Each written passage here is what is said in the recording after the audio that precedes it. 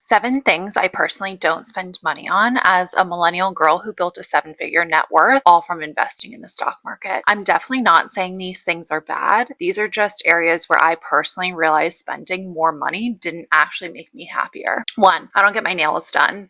I know a lot of people love getting their nails done and view it as self-care, but personally, I just never cared enough about it to justify the reoccurring costs every single week. 2, I stopped buying luxury clothes. When I first graduated, I worked in luxury fashion in New York City. I cared a lot more about brands and expensive clothing, but honestly, now most of my basics come from places like Old Navy. I realized I care way more about whether something is comfortable, flattering, and like versatile than the logo that's on it. 3, concerts and music festivals.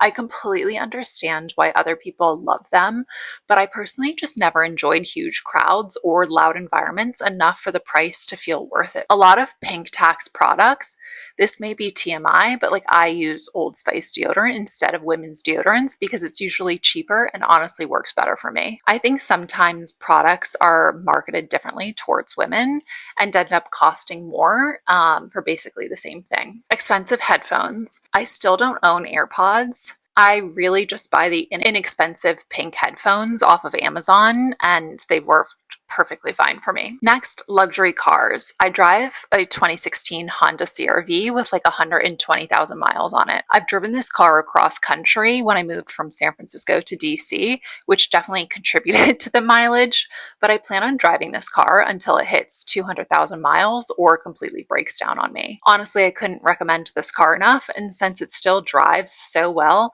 I just don't feel any need to upgrade it. Going to the salon to get my hair done. I get my hair cut about once a year. Again, no judgment for all the people who love salons, but for me personally, it just wasn't something that was adding enough value to justify the ongoing cost. And last, credit card optimization culture. I know some people love maximizing points, travel hacking, and juggling a bunch of different cards, but honestly, I like keeping my finances very simple.